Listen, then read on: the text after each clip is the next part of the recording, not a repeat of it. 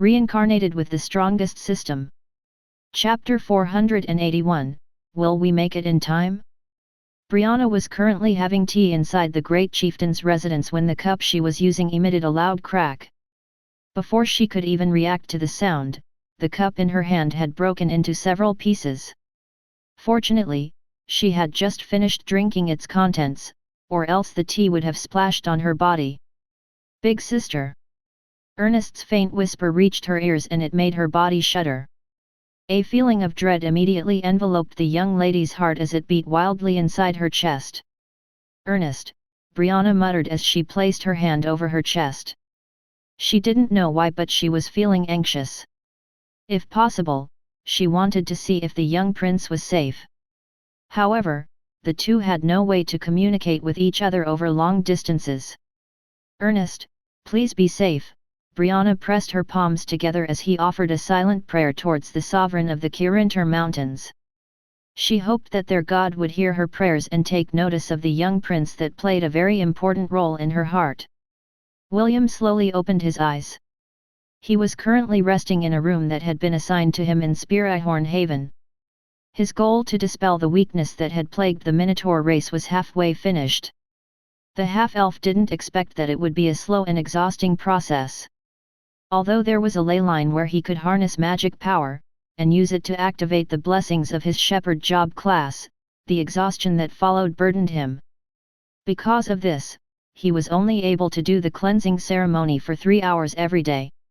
When those 3 hours were over, William would be like a dried-up husk, deprived of the strength to even lift a finger. The one who took care of him during this time of weakness was Ariadne. She would let him drink a rejuvenation potion, and lay him on the bed, so that he could rest properly. This routine continued for a week, and it was now about time for William to head to the plaza to continue the cleansing ritual. He hoped that by the time the ritual was over, he would still be able to arrive in time to help Connor defend the city of Gladiolus. "Good morning, Lord William," Ariadne said as she placed a rice porridge on a table beside the bed. "I have already prepared your bath for you, so feel free to take it easy after you finish your breakfast. We can go to the plaza 2 hours from now." William nodded. "Thank you, Ariadne." No, Ariadne shook her head. "It is we who should be thanking you, Lord William." A smile appeared on William's lips as he walked towards the table to eat his breakfast. To this day, it had been a mystery to him why he couldn't seem to grasp, or remember what Ariadne looked like even though she spent a lot of time with him. Even the sound of her voice seemed to elude him. The only thing that he could remember was her long, dark brown hair that shimmered when light was reflected over it. In the end, William decided to just go by the flow. It was no use trying to remember something that disappeared from his memories every 5 seconds. "Lord William, all the women and children of the Minotaur race have been healed thanks to you," Ariadne said in a respectful tone. "Starting today, it will be the warriors' turn." "Understood," William replied. "How many warriors does the Minotaur race have?" "Around 3 million, Ariadne replied. William nodded and continued eating his breakfast. After spending a week inside Spearihorn Haven, the half-elf discovered an incredible secret. The labyrinth where the Minotaur race resided wasn't just an ordinary domain, but a high-ranked domain that was as big as the Zealand dynasty itself. Here, the Minotaur race thrived just like any other kingdom on the continent. They had their own culture, and laws that they followed. Trade between the Minotaurs and the citizens of the Zealand dynasty was quite normal. One could even find shops, and stalls, in the various cities, where special products of the Minotaur race were being sold. Naturally, the sellers were members of the Minotaur race as well. They were like members of the Beastkin, which was rarely seen in the southern continent. "Thank you for the food," William said as he placed his spoon down. He then glanced at the lady that was sitting not far away from the table. Although he couldn't see her face, he was sure that Ariadne was looking at him. "I'll take a bath now. You don't need to look for me later. I'll just go to the plaza by myself." "Understood. I'll see you there later, Lord William." Ariadne stood up from her seat and cleaned up the table. William made his way towards the bathroom and firmly locked the door once he was inside. After making sure that the door was secured, he immediately entered his thousand-beast domain in order to take a bath. Even though he could take a bath in his temporary residence, he still preferred going to his own villa to bathe because "Your shoulder is stiff again," Ash said as she massaged William's shoulder while the boy was soaking in the large bathtub inside their villa. "This is the life," William muttered as Wendy massaged his arm from the side. Both girls were sharing the bath with him because this was the only time that they could spend some time together. The reason? William had still not shared the information about his domain to King Minos. It was not that he didn't trust the king of the Minotaurs, but he felt that it was still too early for them to know about some of his secrets. He was waiting until he finished with the weakness-clearing ritual before he talked to King Minos about his domain so they could use it in order to leave their labyrinth which had been sealed from both inside and out. After their massage session, William found himself being sandwiched between the two girls, as they performed the transfer of spirit power towards the gem embedded on William's chest. Thanks to Ash's constant care, the red-headed boy's spiritual world was recovering at a rapid pace. Although he still couldn't fight for a long time, the danger of his sea of consciousness collapsing was no longer a problem. Still, Ash repeatedly told him that he shouldn't force himself to exceed his limit because it might still trigger a relapse. "Will we make it in time?" Wendy asked as she rested her head on William's shoulder. Her palm was pressed over the gem on William's chest that was glowing with spirit power. William kissed her forehead and assured her that it was going to be fine. The half-elf was also worried, but worrying wouldn't solve anything. The only thing he could do was to continue what he was doing and travel back to the Hellan Kingdom as fast as he could. Thanks to the job class, Prince of Thunder, William was able to travel as fast as a lightning bolt, but he could only do it twice a day. Also, the Blood Eagle, Scotare, and the small wren, Ethon, were monitoring the situation as well. The Blood Eagle was sent to the Kirinter mountain, because William needed to have a dialogue with Takam. Ethon was sent to the Hellan capital to give him scheduled reports if the elves had already arrived at the capital. It would still take 3 days before Scotare arrived at the Kirinter mountains. William had a lot of questions to ask Takam, and he would relay his words through the Blood Eagle. As a demigod, Takam could easily understand the Blood Eagle's shrieks and communicate with William properly. "Ah! I almost forgot to tell you that the young master left a message for you," Ash said as she looked at William with a mischievous expression. "Est did." William smiled as his devilish hand groped something that he shouldn't have groped. Ash's mischievous look had triggered him, so he decided to become mischievous as well. Ash immediately glared at him, but didn't do anything to swat the mischievous hand that was busy groping her. Wendy, who saw this scene, whispered no favoritism in William's ears, which made the half-elf happily comply and give her the same treatment. "Go on," William said in encouragement as his two hands had their way with the two beauties in his embrace. "What did Est say?" "Dia has woken up," Ash replied. The young master had taken her to the dungeon to play. William was pleasantly surprised by the news that Ash told him. Dia had been sleeping for a long time, and he was worried about when she would wake up. However, after the surprise passed, William suddenly remembered a very important thing. "Why is Dia with Est?" William mused. "No matter, I'll just look for them later." William smiled at the thought of Est and Dia playing together.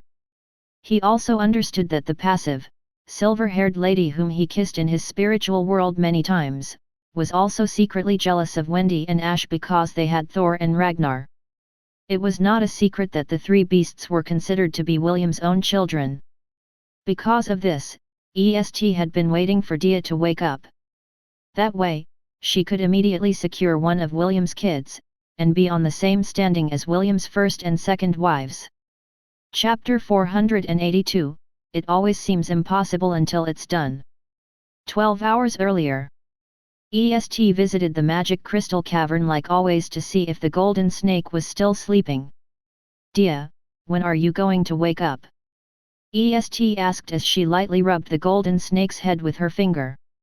Suddenly, the body of the golden snake glowed faintly. Dia opened her eyes and raised her head to look at the person that was looking at her with a shocked expression.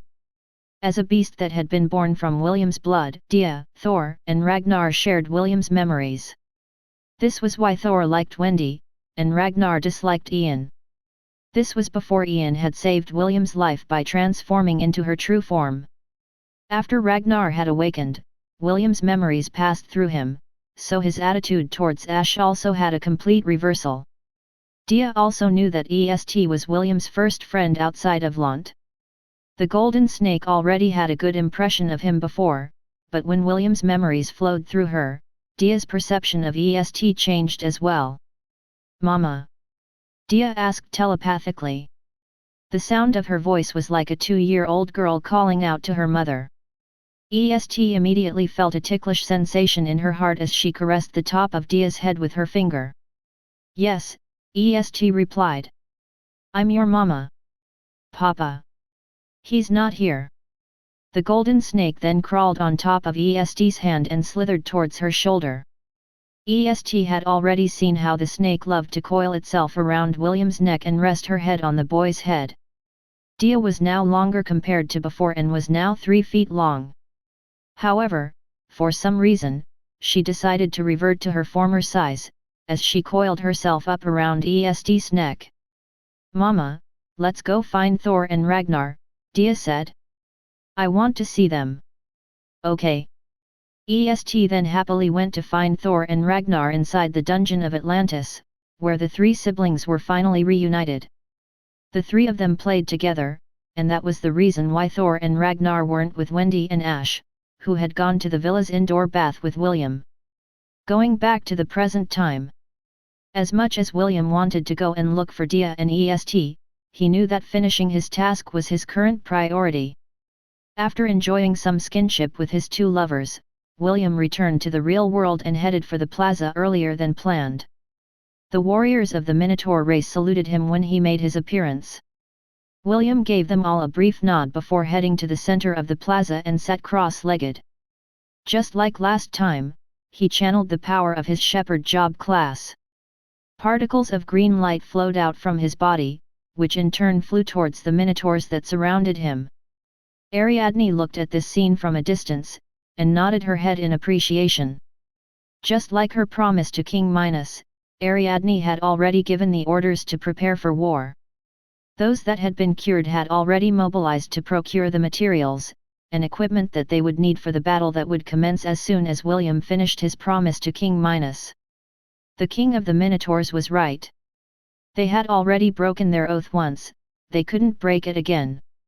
"It always seems impossible until it's done," Ariadne said with a smile. "I'll see you later, Sir William." Ariadne gave William one last glance before turning her head to leave.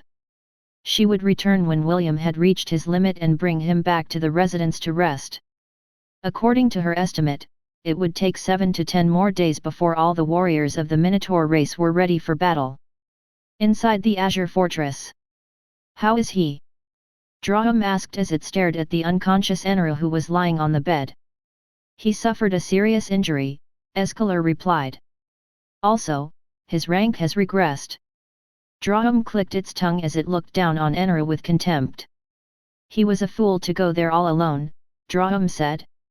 "However, this also gave us a piece of vital information. The Hellenians have some sort of trump card that can injure us to this extent." Escalation nodded. Although he didn't like Enru's arrogance, the fact remained that both of them were on the same side. They were waiting for Enru to wake up in order to ask him a few questions. Knowing how he received his injuries was the first step in understanding the abilities of their opponent. "Should we continue our march when the main army gets here?" Escalation asked. This was the most pressing question at hand. It had already been a day since Enru was brought back to the fortress and the bulk of their army was expected to arrive the next day. Draham became silent as it pondered Escalation's question. After a few minutes, it finally came to a decision. "We will let the army rest for a day before continuing our advance towards the capital city of Gladiolus," Draham answered. "Don't tell anyone about Enru's regression," but you can disclose that he got injured when he went to scout out the enemy's capital. This will allow the elves to think of countermeasures for whatever those puny mortals can throw at them. Escalation wanted to say that it was a puny mortal that had saved the entire Silver Moon continent from a demon invasion. However, he didn't do that. Draham was a prideful being, and it would not admit that it was once helped by a mortal man, who had made the world tremble at one point in history. You look after him, Draham said as it turned around to leave.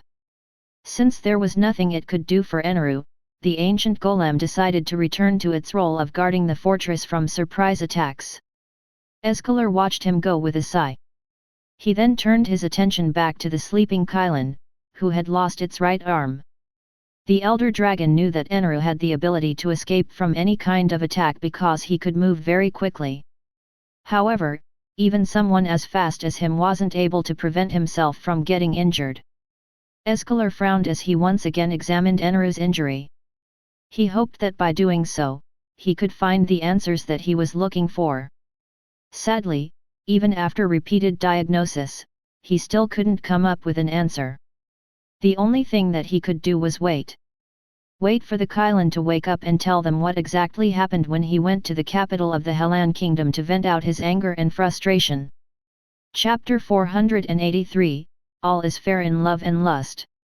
2 days after the elven army arrived at Azure Fortress, Elador gave the order to advance towards the capital of the Hellan kingdom. The news of Eneru being injured didn't deter the elven army from continuing their march. Regardless of whatever vile tactics that the humans had used to injure their guardian, the young elven commander, the patriarchs of the clan, as well as the high-ranking officers of the elves, knew that there was no stopping the gears of war that had started to turn. Callum looked through his telescope and observed the countless elves from afar. A few days ago, William's informant had sent a message to Brendan, which had been passed over to Connor. According to the letter, the elves numbered over 5 million. That was already a 12th of the overall population of the elves that lived in the Silver Moon continent. Unlike the human race that numbered in the billions, elves were a race that didn't give birth easily. Aside from the teenage elves that were of the platinum rank, the required rank to become a soldier of the elven army was that of the mithril rank. A/N, platinum ranks are equivalent to Class B beasts, while mithril rank is equivalent to Class A beasts. This was an army that had surpassed human standards. It was more than enough to conquer a human kingdom, defended by children, and a few thousand members of the organization. Hundreds of giant eagles, that were more than 5 meters tall and had a wingspan of over 20 meters, soared in the sky. They were the aerial cavalry of the elves and all of them were Class B beasts. These beasts had been summoned by their riders from the Silver Moon continent to participate in this war. They were notorious for being on par with griffins in one-on-one combat, and were known to take down wyverns as a group. On land, the elves rode on forest wolves that were 2 meters tall. They were Class C beasts and were very agile in their own right. They were sought after not because of their speed, but for their endurance. Also, they had the natural ability for tactical combat when they attacked in packs. Over 1,000 ash golems that were born from the ashes of the survivors from the Zealand dynasty advanced steadily under the command of the branch leader of Deus in the Silver Moon continent, Alessio. These 3-meter-tall ash golems would serve as the cannon fodders of their army in their battle against the Hellanians. Elador and the patriarchs of the different clans sat in armored carriages that were being pulled by dire bears. Princess Eowyn's carriage was at the rear of the elven army protected by 6 silver-haired unicorns. When the elven reinforcements arrived, several royal guards from the elven palace also came to serve as the princess bodyguards. Among them were the 6 unicorns that lived in the lands that were the personal property of the elven royal family. These silver-haired unicorns were of the centennial rank. Only members of the royal family had the privilege of being protected by these noble beasts. Of course, since Escalation and Eneru were part of the army, dozens of Kylans and dragons had also arrived from the Silver Continent to participate in this war. These powerful beasts were of the millennial rank. This was why Elador was confident that even though one of their guardians had been injured, it would not change the outcome of the war. With such a powerful army at his disposal, Ellador believed that only the Creator Empire was their match. Callum eyed the elven army for a few more minutes before retreating from his location. He knew that if he stayed any longer, the scouts of the elves would find him. The war hasn't started yet and he couldn't afford to be captured at this point in time. After a brief flash of light, Callum reappeared at the plaza of the city of Gladiolus. He immediately rushed towards the palace where Connor and the other officers of Deus were waiting for him. According to his estimate, it would only take the elves a week before their armies could be seen from the top of the walls of Gladiolus. Instead of feeling anxious, the second in command of Deus had a calm expression on his face. Just like Connor, he believed that they could still win this war if things went according to their plan. Although the elven army was strong, and had the advantage in numbers, the members of Deus were no pushovers. "What a grand sight," Evexius said in admiration. "I've never seen this many elves before." The Grand Archmage of the Creator Empire was holding a crystal ball in his hand, as the army of the Creator Empire continued their march. According to his estimate, their own army would arrive at their destination 2 days earlier than the elves. Just like their agreement, the Creator Empire wouldn't participate in the war. They would only be there to spectate, and watch who would emerge as the victors between the two parties. Naturally, Evexius was leaning towards the side of the elves. He didn't believe that a ragtag group of children and outlaws would be enough to defend a city against millions of elven warriors. Empress Sidonie was currently resting on her own carriage, and had given an explicit order not to disturb her at all cost. Because of this, Evexius and Prince Jason took charge of the army as their young empress got her beauty rest. "Sir, are we really just going to spectate?" Prince Jason asked. Although he was the commander of the Creator army on paper, the Grand Archmage was the right hand of the Emperor of the Creator Empire. He didn't dare to act superior in front of this man who had ensured that their empire would remain as one of the strongest factions in the central continent. "That will depend on our empress," Evexius replied. "If she orders us to spectate, then we can only watch from the sidelines. However, if she orders us to charge, then you and your men should better be ready to execute her order before she changes her mind. Do I make myself clear?" A smile appeared on Prince Jason's lips. He had courted many beautiful women in their empire, and one of the things he had learned about them was their fickleness. Even if their lips say no, their body says yes. Inside a spacious room, a sensuous lady sat on a couch. Her slender and delicate hands were brushing the hair of 2 beautiful girls that were resting their heads on her lap. "I have prepared gifts for the 2 of you. I will also tell you later the function of the special enchantments inscribed to them," the sensuous lady said affectionately. "Make sure to wear them at all times. Do the both of you understand?" "Yes, Lady Eros," Empress Sidonie and Morgana said in unison. "You are quite daring, Sidonie," Lady Eros said with a smile. "Well, you will need this kind of boldness if you want to profit from this war. Use the second gift that I have given you wisely. If used at the right moment, its effect will have a more dramatic result." Sidonie nodded obediently and allowed the goddess of lust to play with her ears. The goddess of lust giggled as she pinched the beautiful lady's ear because the grand plan that the young empress had envisioned was truly unexpected. "I helped her, too," Morgana protested. She felt left out because Lady Eros was only spoiling Sidonie. Lady Eros chuckled as she patted the other beauty who was looking at her with a face filled with injustice. "You did well, Morgana," Lady Eros praised. "As long as the 2 of you are together, all the men in the world will kneel and grovel at your feet." "Except for one," Morgana corrected. "Yes," Sidonie agreed. "However, I prefer that our charm doesn't work on him. With this, I found someone that can come to love me, not because of my charm, but because of who I am." The corner of Lady Eros' lips curled up in a smile. The goddess of lust was very tempted to tell her beloved daughters that she was the one that trained William to resist their charms. If she hadn't done so, the half-elf would have long submitted to them, and would gladly allow himself to be tied up on Sidonie's and Morgana's bed. All is fair in love and lust, Lady Eros said with a mischievous smile. The boy you chose is a very sentimental person. As long as you manage to worm yourselves in his heart, he will go to hell and back to protect the two of you from harm. Sidonie and Morgana glanced at each other. Although what they planned was a little underhanded, it was something that needed to be done. Even so, they were still worried that not everything would go their way. Lady Eros sensed their anxiousness, but there was nothing she could do, except give them words of encouragement. She had already given them her gifts to be used at their discretion. Even a goddess like her wouldn't be able to predict how this war would play out. Only the fates who weaved the destiny of mortals could catch a glimpse of its outcome. Chapter 484, The stage had been set.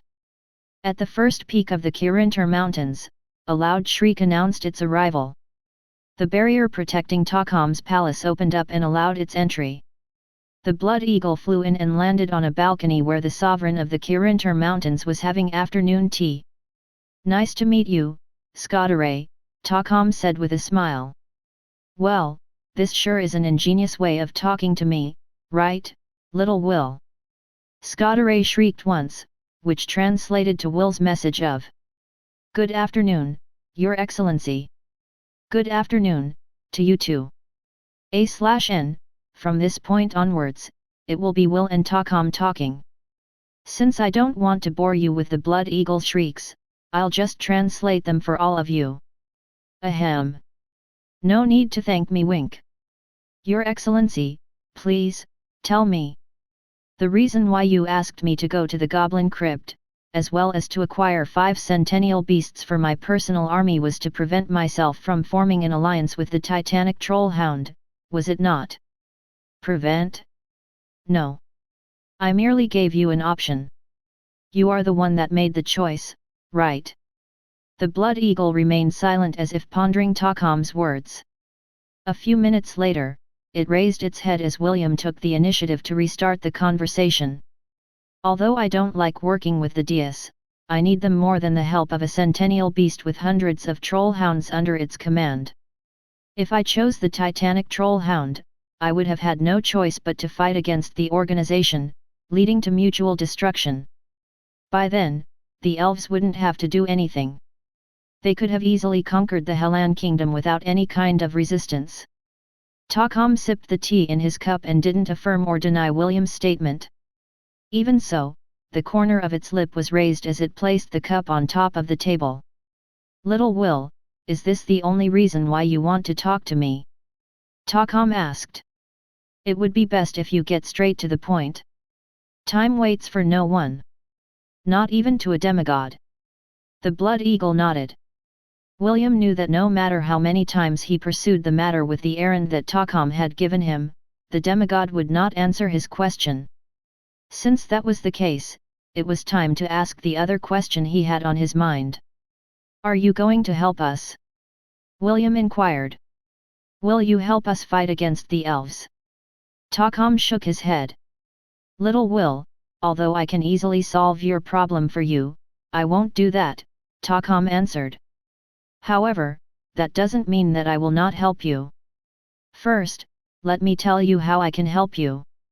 William waited patiently for Takam's words because this was the main reason as to why he sent Scotteray to the Kirintar Mountains. He needed to know what kind of help the demigod was willing to give them, and what price they needed to pay in order to acquire its help.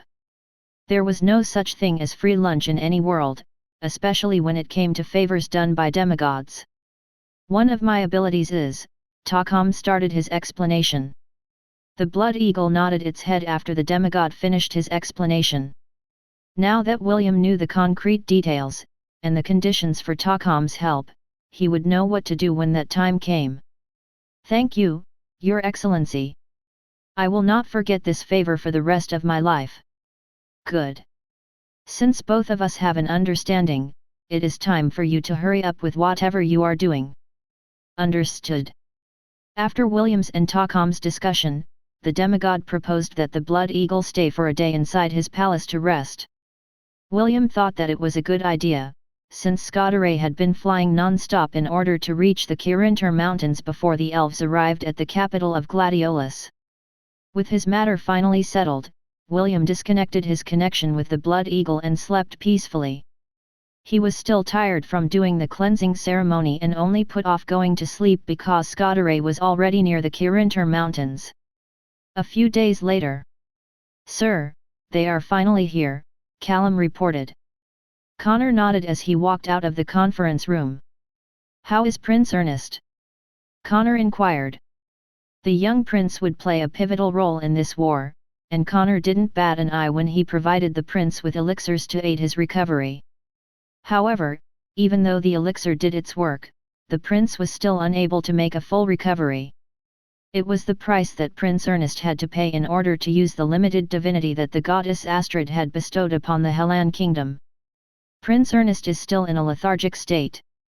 I don't think he will be able to last long if he sits on the throne of divinity. Callum shook his head as he gave his report. "It's fine," Connor replied. "Have someone take him to the throne. Tie his waist to it if you have to, so that he won't fall over. I'm sure that he will understand and even thank me for it." "Yes, sir." Callum bowed before personally going to see the prince. This was an important matter and he didn't want to assign it to anyone. 10 minutes later, Connor arrived at the defensive walls of the capital city of Gladiolus. On the edge of the horizon, several black spots that looked like a swarm of bats hovered in the sky. Connor looked through the lens of his telescope and saw the flying eagles that served as the elves' flying cavalry. After checking their numbers, he moved the telescope towards the land. There, he saw the advancing army which looked like a silver tide. It was only 2 hours away from sunset, but Connor knew that the elves didn't care whether it was night or day. They could see easily in the darkness, because it was one of their racial abilities. However, Connor believed that the arrogant elves wouldn't attack in the evening. They were too proud for that. The leader of Dias snorted because he didn't care whether they attacked in the evening or not. It wouldn't change the results. 50,000 defenders, against 5 million plus. All the members of Dias had gathered in the city of Gladiolus and they numbered 30,000. The rest were the teenagers that decided to fight for their kingdom. Those who were unable to fight had been evacuated days ago. They were sent to the western side of the Hellan kingdom. Although Connor didn't know why Prince Alaric had made this proposal, he didn't pry further. He had no use for non-combatants in a war where they would be fighting for their lives. Just like Connor had expected, the elves made camp 2 miles away from the walls of the city of Gladiolus. Elodor decided to act his part as the elven commander and gave the order for everyone to rest. The elven army was very tired from many days of traveling, so they happily obeyed his order. That night, a lively discussion erupted in the elven encampment. Most of them were bets on who would be able to kill the most humans, or who would be able to take down the flag that fluttered at the highest peak of the city. All of them were thinking that the Hellan kingdom was already in the bag. They didn't even think for a second that a ragtag group of outlaws and teenagers, that didn't even number past 100,000, would be able to stop their invasion. The 3 guardians also felt the same way. Enru had regained consciousness 2 days ago, and had narrated everything that had happened to his 2 comrades. He was well aware about his regression because it was the price that he had to pay in order to escape with his life. After knowing the hidden ace that the enemy was hiding, Drahum and Escalor decided to just observe this war, and allow the elves and humans to fight it out among themselves. Although they were confident in their strength, they were not stupid. They had long lives, but they were not immortal. Any attack that contained a sufficient amount of divinity could end their lives, just like a sword could end the life of a mortal man. Enru had only barely been able to escape with his life. Drahum, as well as Escalor, weren't too impatient to test the defenders to see if they still had more cards up their sleeves. "Everything will be settled tomorrow," Drahum said softly as it stared at the city in the distance. Escalor and Enru nodded in agreement. The stage had been set. The curtain had been raised. It was now time for the actors to play their part. Empress Sidonie had a sweet smile on her face as she gazed into the distance. When morning came, she would have the best seat in the theatre.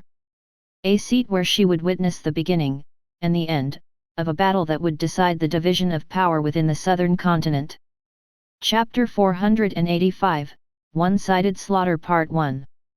Several flags carrying the emblems of the different clans fluttered in the air, as the elven army stood side by side. Elador stood on a raised platform at the center of the army formation along with the important people of the Silver Moon continent. Today is the day where we will show the world that we will not allow ourselves to be hunted down as slaves. Elador shouted. Yes. We will never again allow ourselves to be treated as tools by the humans. Elador raised his hand. We will show them that we are the superior race. Yes. Today, we march to war. A war that will make the world tremble when they speak our names. We are the elves of the Silver Moon continent. Elador roared. Glory be to the elves! Glory be to the elves!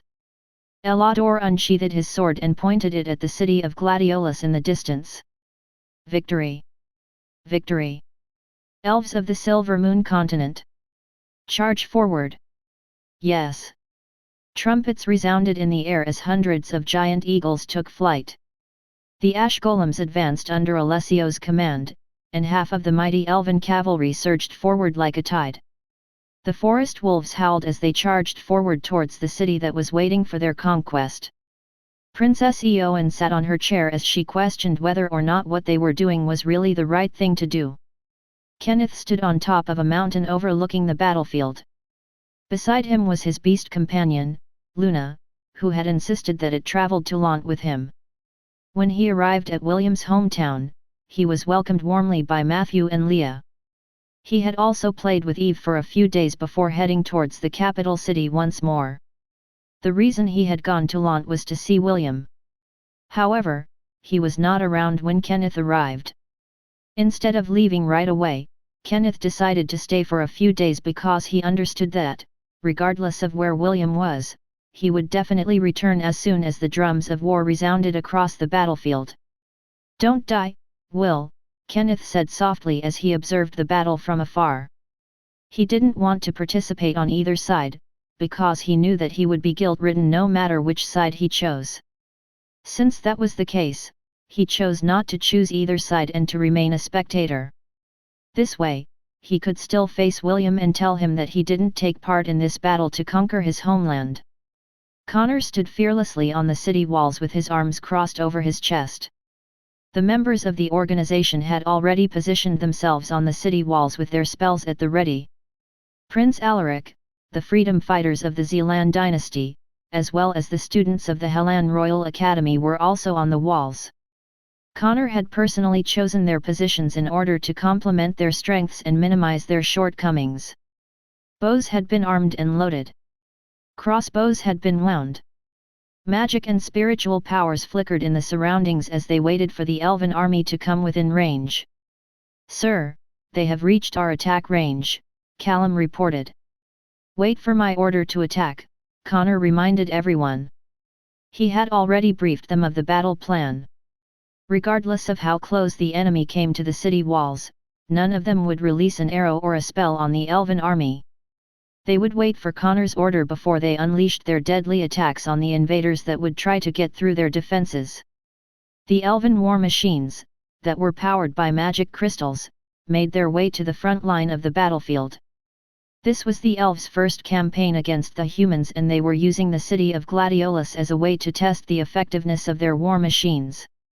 Clearly, they didn't intend to just stop their conquest in the southern continent. They were also eyeing the human kingdoms in the central continent as well. 400 meters. 300 meters. 200. 100. The elven army unleashed a barrage of spells, at the same time that their war machines propelled fireballs the size of a small carriage towards the city walls. The defenders braced themselves for impact. Connor had still not given the order to attack, so they were doing their best to prevent themselves from releasing the arrows and spells at the enemies that were just a stone's throw away from them. Prince Ernest slowly raised his hand as he sat on the white throne. Brendan stood beside him worriedly as he monitored the prince's condition. A transparent barrier appeared and enveloped the entire city, just in time to stop the barrage of spells that threatened to fall on it like rain.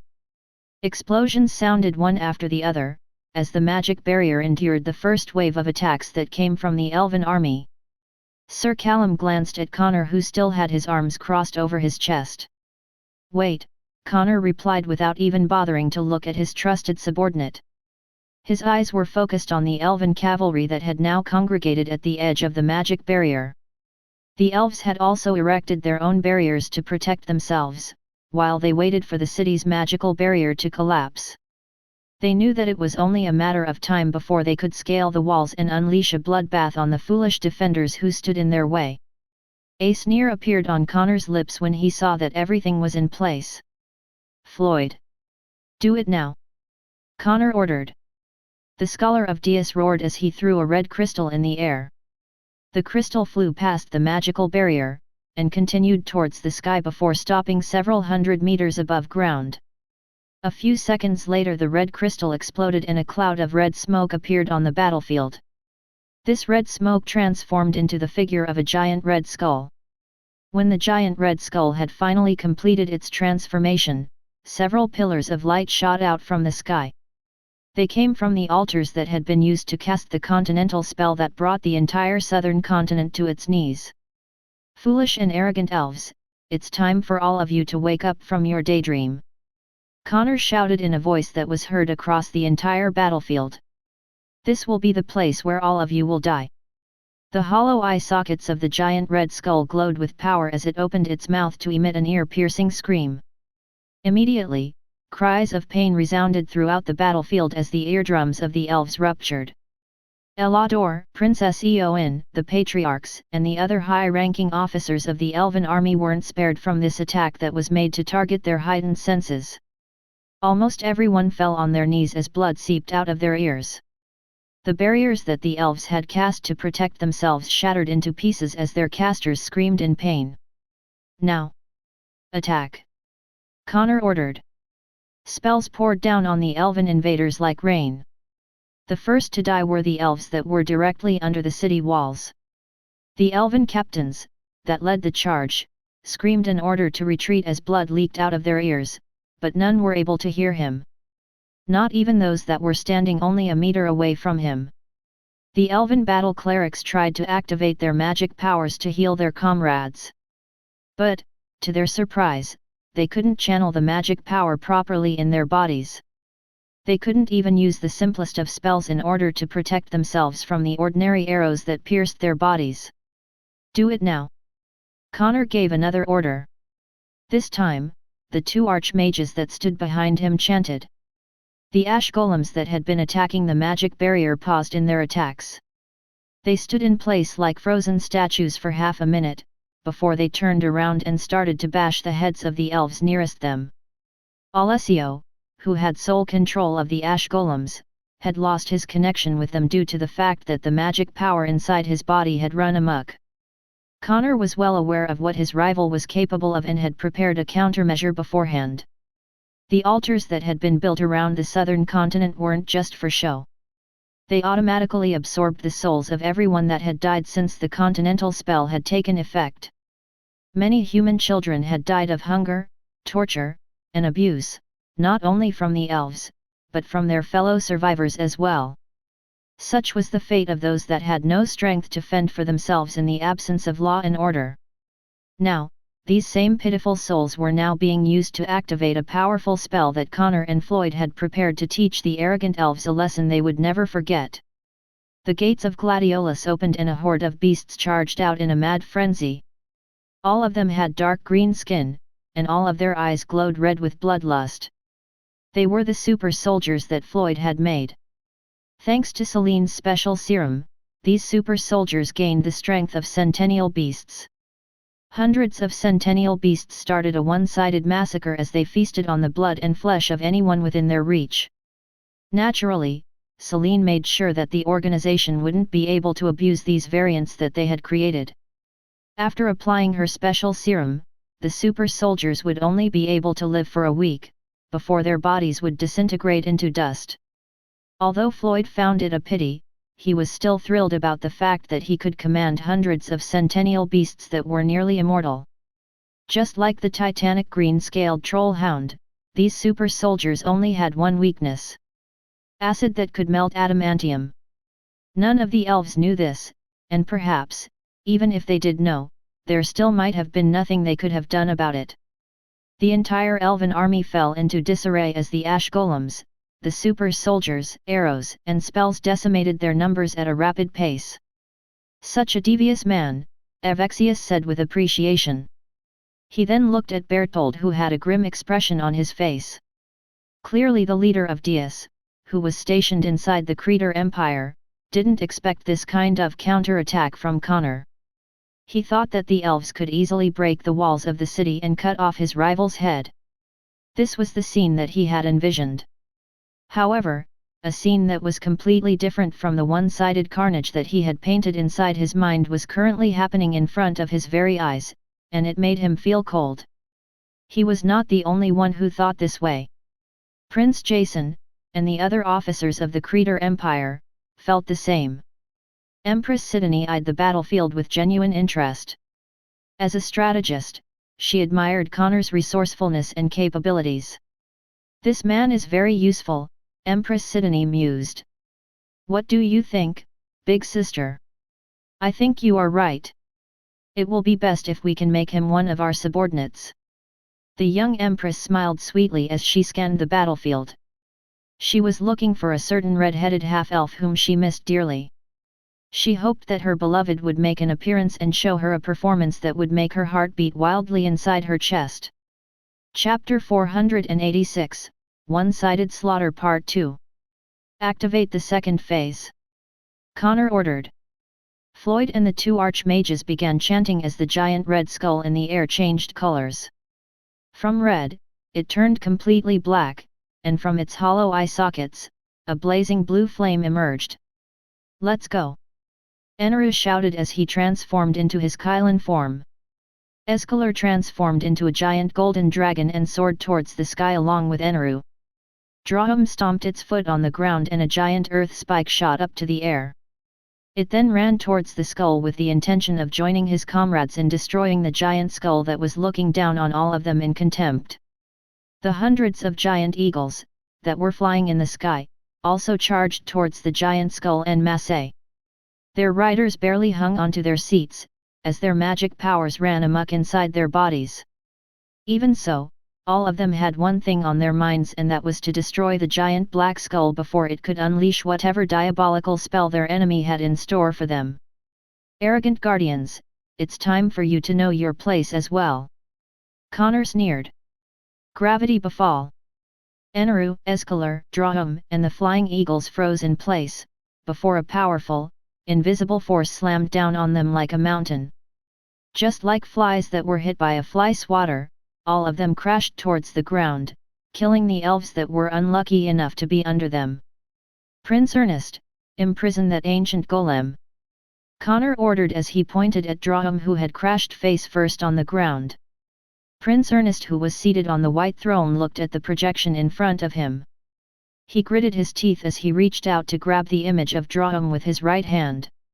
"Iron Maiden," Prince Ernest said with pained breaths. The sword on the statue of the goddess Astrid glowed brightly as it shot a beam of light towards the sky. This beam of light transformed into a golden chain that descended towards the ancient golem that had just risen to its feet. Immediately, the golden chain wrapped around Drahum's body and pulled the ancient golem towards the sky, where it was enclosed in a solid golden statue with a spiked-filled interior. These spikes pierced into Drahum's body, holding it in place, preventing the demigod from using its ability, and imprisoning it completely. Prince Ernest looked at the imprisoned pseudo-demigod once, before losing consciousness. He had already forced himself to the limit, and he could no longer participate in this war. Even so, he had done enough. Connor had only tasked him to do one thing, and that was to capture Drahum. As long as the pseudo-demigod was out of the picture, their chances of victory increased drastically.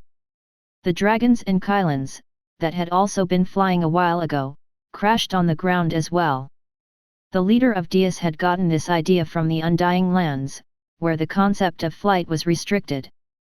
He knew that as long as the aerial cavalry of the elves was disabled, they would have no choice but to scale the city walls of Gladiolus, where they would meet the fierce resistance of the defenders who had no intention of letting them have their way. A powerful roar echoed from within the city of Gladiolus as a Deity flew past its walls. He was followed by hundreds of griffins and dozens of hippogriffs that had belonged to the Griffin Brigade and Order of the Angorian War Sovereign. Jekyll opened his mouth and immediately sucked in the elven war machines, as well as the elves manning them. As long as these war machines were secured, the elves would have to use a different method to break down the city walls. He was only able to fly for a limited period of time, so he chose to prioritize them as his targets. "Stop, you damn Toatai!" Enru roared as he fired a lightning blast at his second most hated enemy. Escalation also fired a dragon breath to prevent Jekyll from finishing his goal. Jekyll had already taken 10 out of the 18 war machines whose sole purpose was to break the rune-enforced walls of Gladiolus. He managed to evade Enru's attack, but Escalation's dragon breath grazed him. Even so, he didn't stop. The other dragons and Kylans focused their magical attacks on the Deity, giving him several injuries all over his body. Jekyll didn't stop because he couldn't afford to stop. While the Deity was enduring the brunt of the magical beast's onslaught, the griffins, hippogriffs, and their riders targeted the fallen giant eagles. The freedom fighters from the Zealand dynasty weren't idle either. Prince Alaric led the charge while riding on a war horse, as the prodigies of the Zealand kingdom poured out of the city gates to join the fray. Their role was to clean up as many elves as they could within the perimeter of the city walls, for as long as the elves were still unable to take full control of their bodies. The super soldiers, ash golems, and even the Deus sword saint, Alfred, swarmed upon the giant eagles and their riders, who were gravely injured like ants, killing them without mercy. This was all part of their strategy. Jekyll would be the bait and lure the concentrated fire of those who were still capable of casting magic, while the rest of the defenders would hack the giant eagles to pieces. The elves had finally regained a semblance of order, despite the fact that they weren't able to hear each other, or use their magic. They knocked their arrows and open-fired at the damned humans that had taken them completely by surprise. Connor eyed the battlefield and raised his hand. Floyd and the two archmages once again chanted a different verse of magic, and the black giant skull in the sky opened its mouth wide. It emitted a soundless scream that repelled the projectile attacks of the elves, and sent them back into the elven army. Howls of pain reverberated in the air as the elves did their best to protect themselves from the rain of arrows. Escalation was forced to stop his attack on Jekyll as he used his wind magic to help shield as many elves as he could from the unexpected counter that Connor had prepared for them. Jekyll used this lull in the beast's offensive to devour the remaining war machines before rising up into the air to fire his own breath of darkness. "Sound the bells!" Connor commanded. This was the order for the defenders to retreat and return to the safety of the city. The tolling of bells spread across the battlefield, alerting the alliance that it was now time to return to the safety of the city walls. Alfred cut off the head of the last giant eagle before shouting the order to retreat. One by one, the defenders flew towards the safety of the city in haste. "Die!" Jekyll roared as he fired a full-powered darkness breath at the bulk of the elven army. Escalation and Enru hurriedly unleashed their attacks to counter Jekyll's move, but they didn't have enough time to gather enough magic power to match it. Suddenly, a bright beam of light, that came from the rear of the army, fused with Escalation's and Enru's attack, and met Jekyll's breath attack mid-air.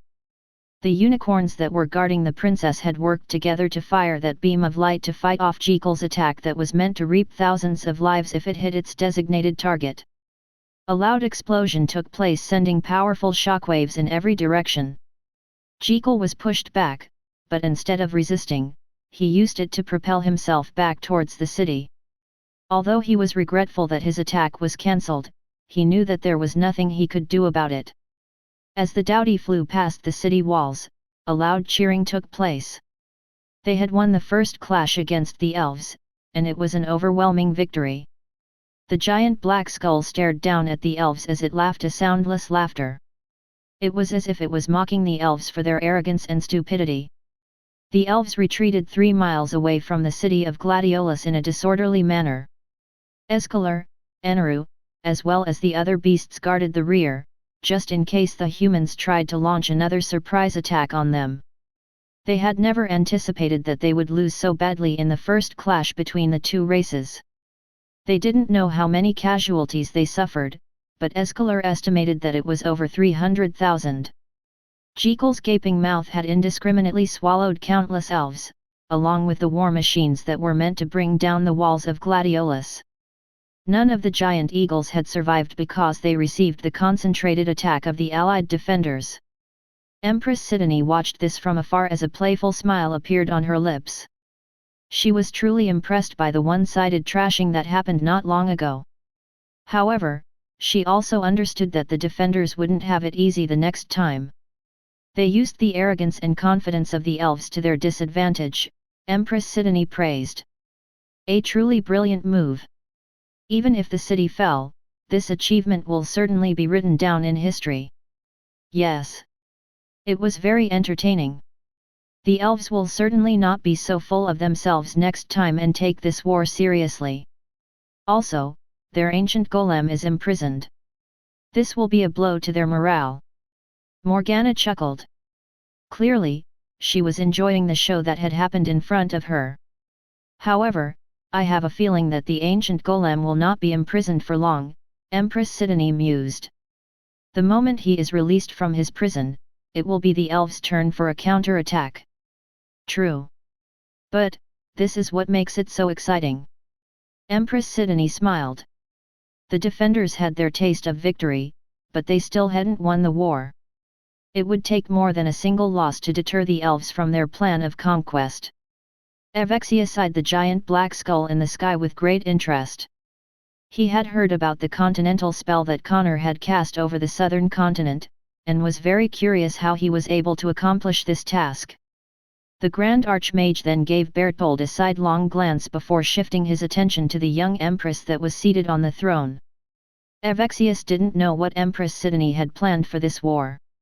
However, he was sure of one thing. The beautiful lady sitting on the golden throne would definitely make her move before the war's end. He didn't know why he felt this way, but he trusted his instinct. All he could do was act when that time came and play his role according to the beautiful Empress' wishes. Chapter 487, How long do you plan to make me wait? Once the elves had left the boundary of the giant black skull in the sky, they regained control of their magic. For the past 3 days, the clerics and spiritualists of the elves had busied themselves in healing the elves from all of their injuries, including their loss of hearing.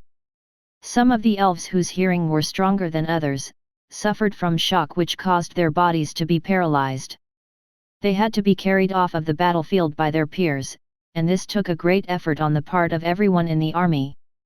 Elador, as well as those who had a say in the war, were all gathered inside the main tent so they could discuss what they should do next.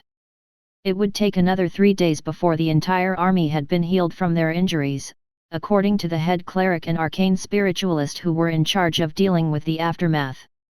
All of them had made several proposals, but none of them managed to get the vote of the majority. They were at an impasse on what to do, because they didn't know if the spell that rendered them helpless could be used over and over again. Everyone in the room knew that if the giant skull could once again disable their hearing, and make their magic inside their bodies run amok, then the same thing would happen again. While they were at a loss on what to do, Alessio stood up from his seat and spoke his mind.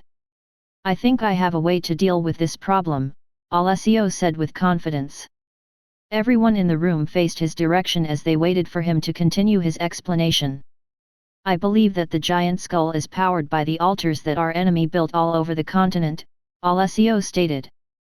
"If we destroy those altars, we can prevent them from using that spell over and over again." No one in the room was able to refute his proposal because it sounded very logical. If they could cut off its power source, then the giant skull would no longer pose a threat to them. "Among us, only His Excellency, Lord Eneru, and the mighty Kylan race, are capable of destroying those altars in a short period of time. I believe that this will deal with the root of the problem and we can continue our assault on the city of Gladiolus." Alessio then bowed respectfully to Eneru before returning to his seat. As the leader of Deus in the Silver Moon continent, he couldn't allow Connor to get the upper hand or he would lose face. He could already imagine Berthold's ridicule and contempt going on behind his back, and it irritated him to no end. When the altars activated, they shot out pillars of light in the sky, Enru commented after Alessio's proposal. Although I have a general idea on their locations, it would be impossible for me to find them all. Unless you have a way to pinpoint their locations. Enru stared at Alessio with a determined expression. Since the elf had made this proposal, he naturally had a way to find these altars that he had spoken of. Of course, Your Excellency, Alessio replied. I have several artifacts that will help you pinpoint their locations. You can assign them to the members of the Kylan race in order to finish the job faster. Enru nodded. He was itching to do something, and this task suited him perfectly because he could travel at the speed of lightning. The same could be said about the members of the Kylan tribe, so this assignment was tailor-made for all of them. Now that the issue of the altar has been dealt with, the next problem remains. One of the elven captains sighed. How do we free, His Excellency, Lord Drahum, from his prison? The room descended into silence. This silence didn't last long because Shafel, the Great Elder, spoke his mind.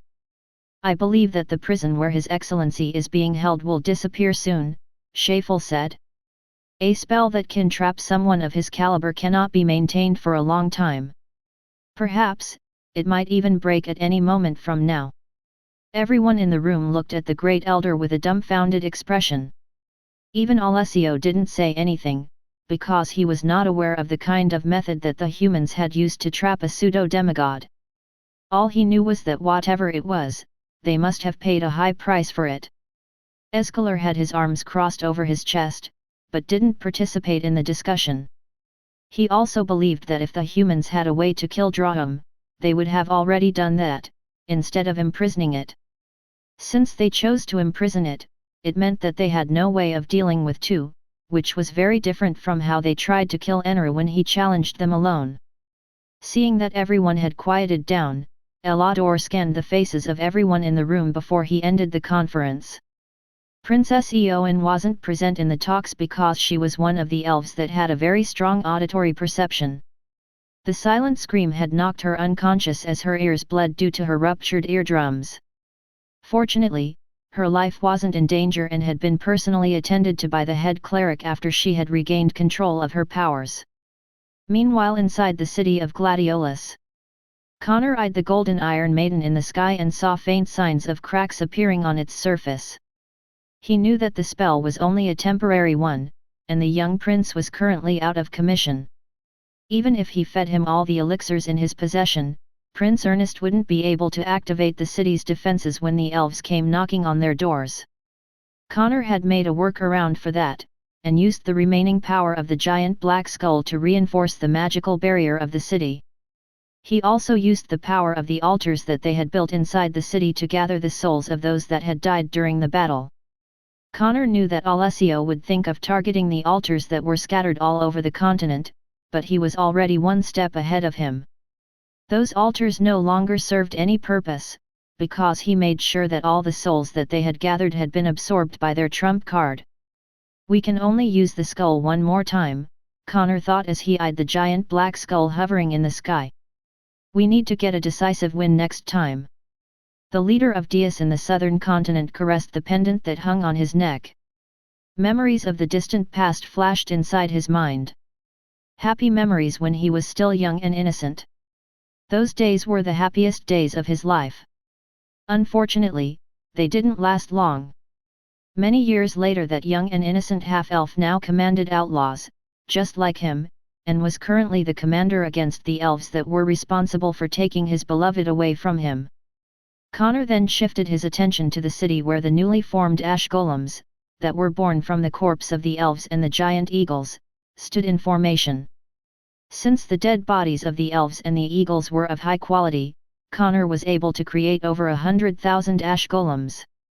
The knowledge to turn corpses into golems was an open secret among the leaders of the organization. It was one of the pieces of knowledge that had been shared with them by the Supreme Pontifex of Deus that lorded over them all. To this day, Connor hadn't seen the face of their Supreme Pontifex. In fact, he believed that none of the leaders of Deus actually knew what their lord looked like. Connor chuckled as he pushed away these thoughts at the back of his head. Now is not the time to think about His Excellency, Connor sighed as he eyed the elven encampment in the distance.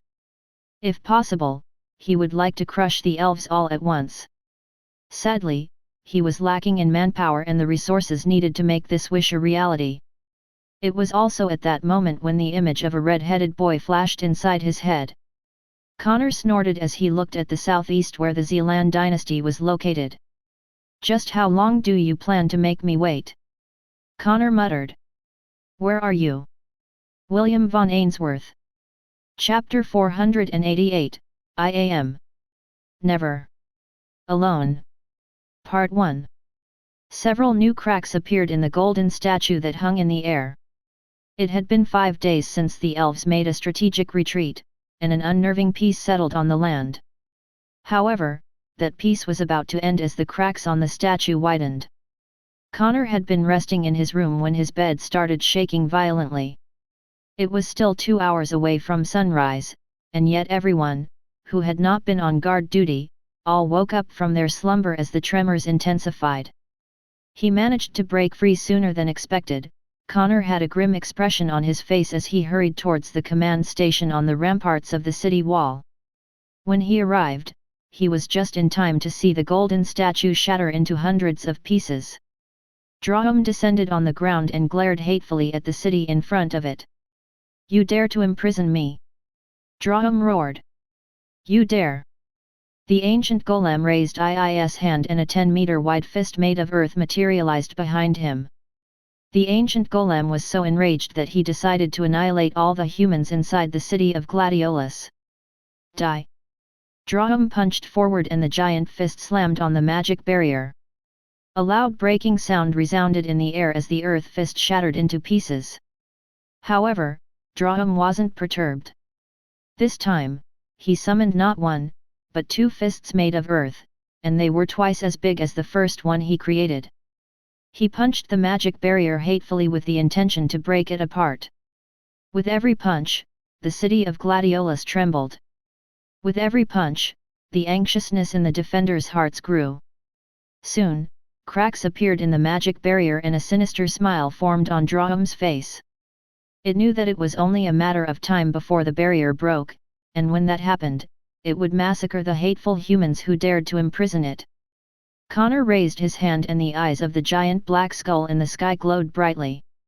The cracks that had appeared on the magic barrier immediately disappeared as the power that supported it was reinforced. Drahum snorted, but it didn't relent in its attacks. A few minutes later, several cracks appeared once more, and Connor had no choice but to use the power of the giant skull to reinforce it once again.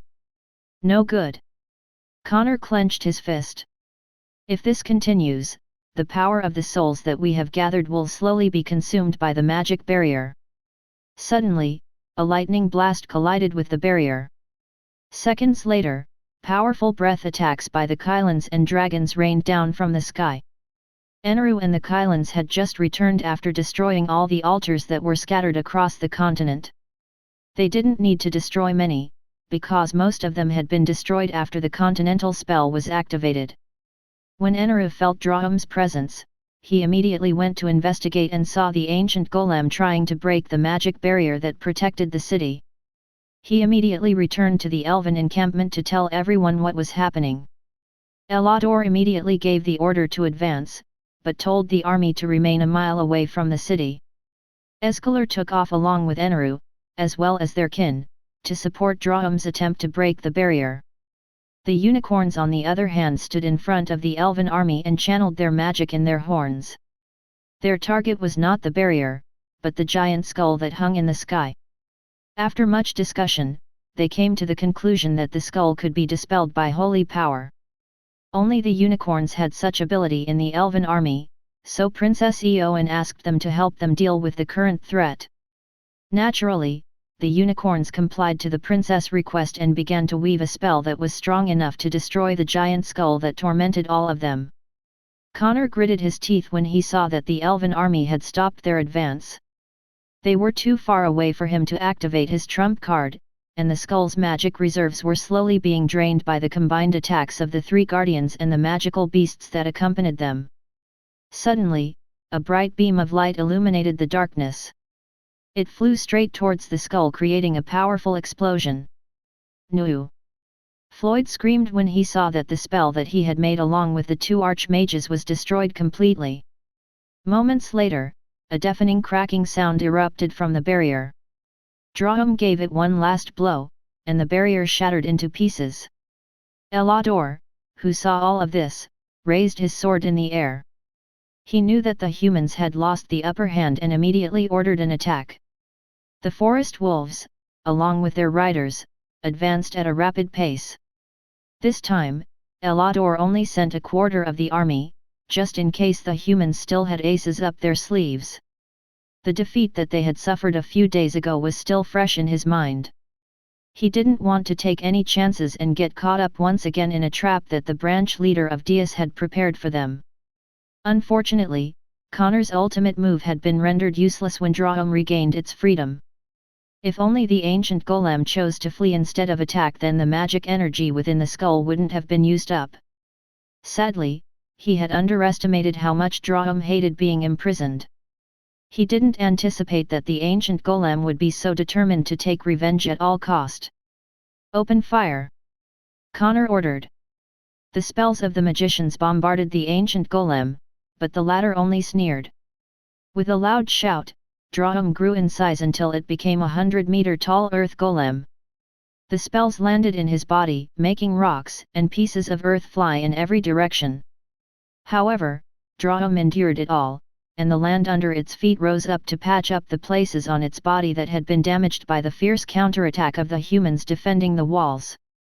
"Regret the fact that you dared to offend me in the afterlife," Drahum shouted as it pulled back its arm to punch the walls of the city.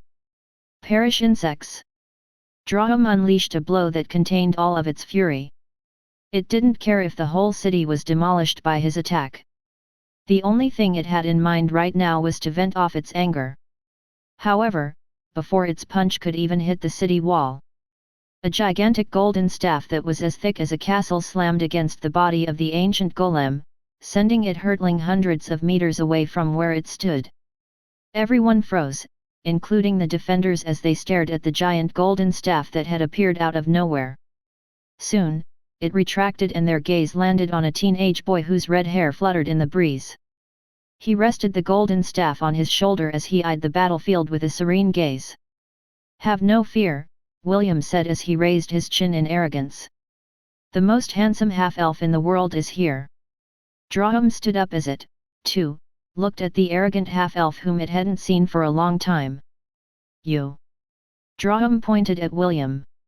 "I was going to spare your life on behalf of the Saintess, but since you want to court death so much, then I will gladly oblige and send you to the afterlife as well." William ignored the ancient golem as he gazed at the elven army that had stopped in their tracks. After a while, he looked at Enra, who was looking hatefully at him from the sky. William noticed that one of its legs was missing, which made him raise his brow in surprise. "Child, it will be best if you do not get in our way," Escalation said. "If you do, I will personally take you into custody and ensure that you will be reunited with your mother." William shifted his gaze on the golden dragon that seemed to hold no hostility towards him. Since he was in his heroic avatar form, he could tell whether someone was lying or not. The golden dragon had meant what it said, giving William a good impression of it. "Thank you for the offer, but I already planned on reuniting with my mother when I visit the Silver Moon continent," William replied with a smile. He then looked in the direction of the elves' main army. He saw Elador standing on a raised platform, and the latter was looking back at him with a glare that matched Drahum's hatred for those that had imprisoned it.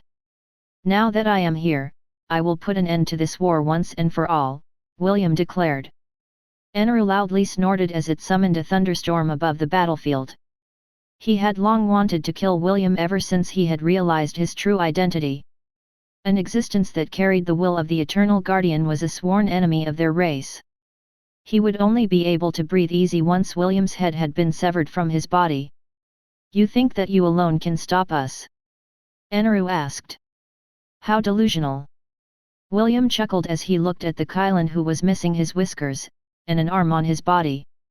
Although he would pay a hefty price for this crime, he was willing to carry that burden on his shoulders. "Alone?" William smirked. "Remember this, traitor of the herd, and remember it well. I come as one, but I stand in the tens of thousands. I am never alone."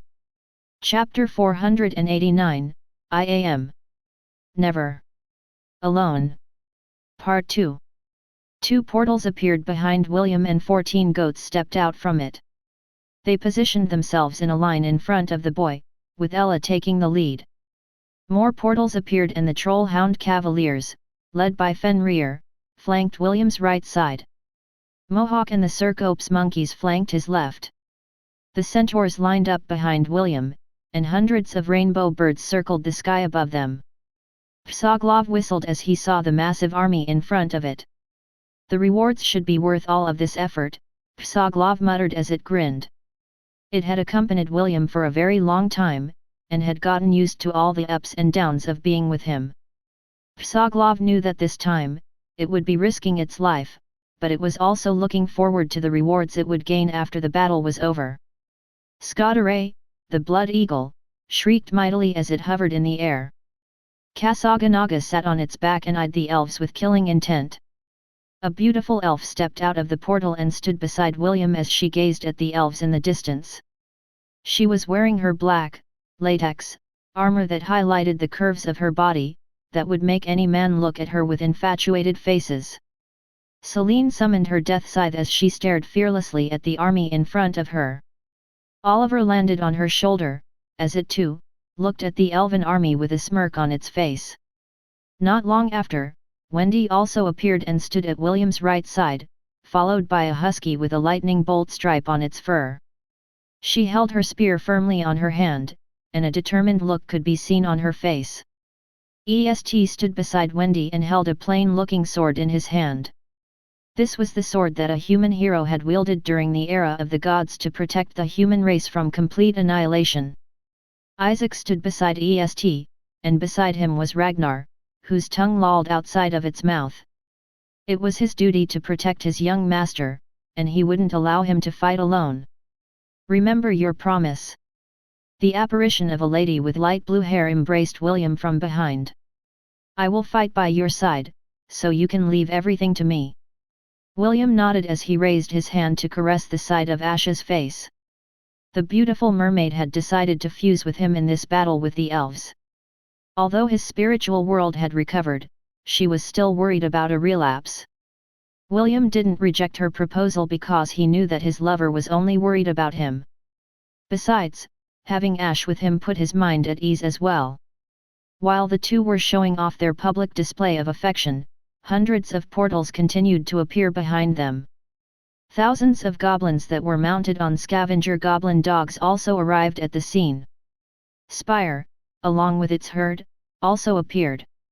It promised William that it would help him 3 times, and this was one of those times where it would extend its hand to aid the boy and fight by his side. The kelpies, wild bisons, and other beasts that William had tamed in the Anisha dynasty also made their appearances. The army grew, in the thousands, and more was pouring out of the portals. The faces of the elves remained unimpressed, because a few thousand new enemies wouldn't be able to change the outcome of the war. However, all of their faces stiffened when tens of thousands of portals appeared once more behind the boy. Lamises flew in the hundreds of thousands, covering the sky with their mighty wings. Urchitu, along with the Minotaur race, stepped forward and their presence made the defenders suck in their breaths in anticipation. Millions of Minotaurs stepped out of the portal, and when the forest wolves saw them, they unconsciously took a step back due to the Minotaur race's passive intimidation ability. Suddenly, Drahum's, Eneru's, and Izaklero's expressions became serious when they felt a powerful presence coming out from one of the portals. 2 minotaurs that were 3 meters tall stepped out from a golden portal that appeared in the sky. Icarus and Daedalus looked down on the elven army while holding their great axes with both hands. They were the 2 great champions of the Minotaur race, and fighting was their forte. A buzzing sound spread across the battlefield as a 3-meter-tall black Minotaur stepped out of the golden portal. He was none other than King Minos, the sovereign of the Minotaur race, and just like Drahum, he was a pseudo-demigod. The Creator Empire, that was watching from the side, was dumbfounded by the sudden appearance of the Minotaur race. They had heard that the Minotaurs had sealed themselves inside their sanctuary, so they didn't expect that they would appear in this war against the elves. William's passive skills, wolf in sheep's clothing, beacon of hope, and heroism had all been activated to raise the stats of his entire herd and King's Legion. Right now, King Minos had given William complete command of the Minotaur race, so all of them had been temporarily registered as part of his King's Legion. Wolf in sheep's clothing and beacon of hope gave everyone plus 60 to all of their stats. However, heroism was the skill that trumped everything. This skill increased everyone's stats by 50% if they were fighting against opponents that were stronger than them. William had assigned Drahum as the strongest opponent in the battlefield, which had dramatically increased the strength of each member of his army. Ox's strength, William said, and an orange glow enveloped his forces, increasing their strength stat by an additional 20 points. Leader of the herd. Ella's body glowed faintly as her stats increased by 10. This was William's very first buff that had made Ella become his main fighting force during his younger years. Although 10 stat points didn't seem to make any difference right now, it was still an important buff that made everyone recognize Ella as the leader behind this mighty legion. Show them the power of the Angorian war sovereign, William ordered. The 14 goats bleated in unison and their bodies grew up to 10 meters tall. Their massive horns glinted with a deadly hue as they lowered their heads and prepared to charge. This was the next form of the Angorian war ibex, and it was one of the reasons the Hellan kingdom wasn't able to conquer the Kirinter mountains. These behemoths were all centennial-ranked monsters, and their destructive power couldn't be underestimated. William jumped onto Ella's back as he looked fearlessly at the opponents whom he had thought to be unbeatable many weeks ago. Ellador hastily made an order for the vanguard to regroup with their main army. This was no longer a battle where they could use their numbers to their advantage. The pressure that William's King's Legion presented to them made their hearts shudder. Drahum, Eneru, and Escalor, along with the other beasts, also returned to the main army as they prepared themselves to clash with the sudden reinforcements that arrived out of nowhere. Trample all those who stand before me. William pointed his staff at the elven army as he activated one of his skills that received a massive upgrade after his King's Legion crossed over the million mark. Set forth. Unstoppable Million Beast Charge. Chapter 490, The Kind-Hearted Yet Easily Offended Deity of the Sky. Unstoppable Million Beast Charge. Active skill. When charging towards the enemies, all members of the herd and King's Legion gain 80% resistance against ranged attacks. When charging towards the enemies, all members of the herd and King's Legion gain 80% resistance against magical attacks. Each member of the herd and King's Legion will receive a magical barrier that can endure up to 1 million health points of damage. Any member of the herd that receives damage that surpasses 1 million health points will immediately lose the effect of this buff.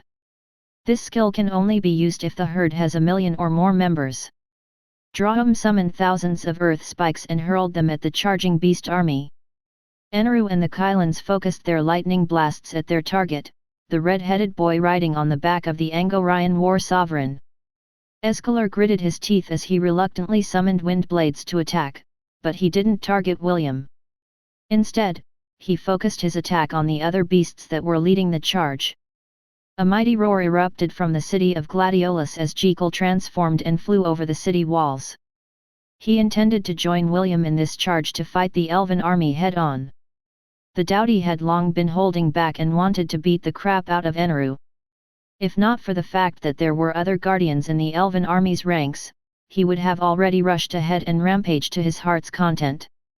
The combined magical attack of the elves, and guardian beasts, bounced off the bodies of the Angorian war sovereigns as they closed the distance. Drahum roared as he charged forward with the intention of trampling William and his beast army like ants. However, he had only walked a few steps before he was forced to stop. A black minotaur stood in front of the ancient golem with its arms crossed over its chest. Although King Minos was 3 meters tall, he was like a small bug in front of a 100-meter-tall golem. Even so, the sovereign of the Minotaur race had a calm expression on his face as he hovered in the air. "Why don't you pick someone your own size?" King Minos challenged before transforming into a 100-meter-tall Minotaur whose presence made everyone tremble. "Or is your dignity so low that you can only bully children?" "Shut up, livestock!" Drahum shouted. King Minos chuckled and brushed away the ancient golem's taunt. "I think the Silver Moon continent has been too peaceful as of late," King Minos commented. "A puny little golem like you thinks that it can take on the world by itself." After having the final say, the giant black minotaur grabbed the ancient golem's body and threw him in the air. He intended to fight Drahum far away from the two armies because a collision of pseudo-demigods could cause friendly fire. King Minos didn't know if Drahum cared for the elves or not, but he cared for his people. The thought of accidentally killing them during his rampage would burden his heart. While King Minos accompanied Drahum to a duel, William's army had closed the gap by half. Ella then issued a war cry which further increased everyone's stats by 30%. Connor looked at this scene and clenched his fist. His blood boiled inside his body as he ordered the city gates to be opened. He knew that this was a crucial moment and he couldn't afford to hold back his forces. If William and his army fell in this battle, he would be the one to fall next. The gates of Gladiolus opened and the super soldiers and ash golems surged forward. Connor whistled and a black griffin landed beside him. He planned to join the battle and kill as many elves as he could in order to avenge the person whom he had lost. "Callum, I'll leave the city's command to you," Connor said. Callum nodded. "Be careful, sir." Connor gave him a brief nod before urging his mount to fly. The griffins and the hippogriffs also took flight and followed him to the battlefield. Over 100 lamises flew towards the city wall and landed beside Prince Alaric and the freedom fighters. The crown prince mounted the leader of the lamisus and the rest followed. They were not only fighting for the Hellan kingdom, but for their homeland as well. "Glory to the Zealand dynasty!" Prince Alaric raised his weapon. "Glory to the Zealand dynasty!" Prince Alaric then pointed his sword towards the elven army as he, and the members of the freedom fighters descended onto the battlefield. "Kill! Kill!" Elodor ordered the vanguard to brace for impact as the elven mages chanted their spells. The volley of arrows by the elven warriors fired non-stop, but all of these attacks were deflected by the barrier that was protecting the approaching beast army. "Raise the barrier!" Elodor ordered. It was too late to cast offensive skills because William's army was almost upon them. The elven mages then unleashed a magical barrier that wouldn't lose to the barrier that protected Gladiolus from Drahum's powerful offensive. When the barrier took effect, the elves that were on the front line sighed a breath of relief in their hearts because they weren't confident that they would survive a head-on collision with the beasts that seemed to be immune to any kind of damage. It was at this moment when a powerful shriek, followed by an adorable, yet hate-filled voice reached their ears. The Blood Eagle, Scottere, descended like a rocket. It was one of the fastest birds of prey that ever existed in the world of Hestia. On its back was a rainbow-colored anteater whose grudge against the elves had burned brightly for thousands of years. "I'm rolling." Kasaganaga turned into a rainbow-colored wrecking ball and slammed into the magical barrier of the elves. To the elves' disbelief, the place where the little anteater slammed its body cracked. Soon, this crack widened and spread across the magical barrier. "If you refuse to stop your daydreams, then I will shatter it," Kasaganaga declared. "Just like what happened thousands of years ago. I came here today to break all of your delusions. I'm rolling." The magic barrier shattered into countless pieces as the deity of the sky rolled like it did thousands of years ago. The rainbow-colored rolling calamity. The kind-hearted, yet easily offended, deity of the sky who held grudges. The one and only, Kasaganaga. I am possible! Shafel exclaimed as the barrier disintegrated in front of him. Elador froze for a brief moment before he gave his next order. Brace for impact! Elador shouted. The vanguard hurriedly summoned their shields and braced for impact. All the elves gritted their teeth as the ground trembled under their feet. The rumbling sounds of millions of hooves and paws created a deadly symphony that was similar to the rumbling of thunder.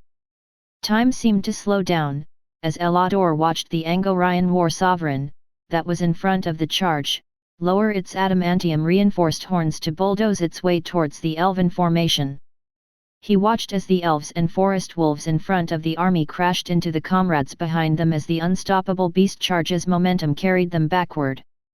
Blood sprayed into the air as William's King's Legion mercilessly trampled all those who stood before them.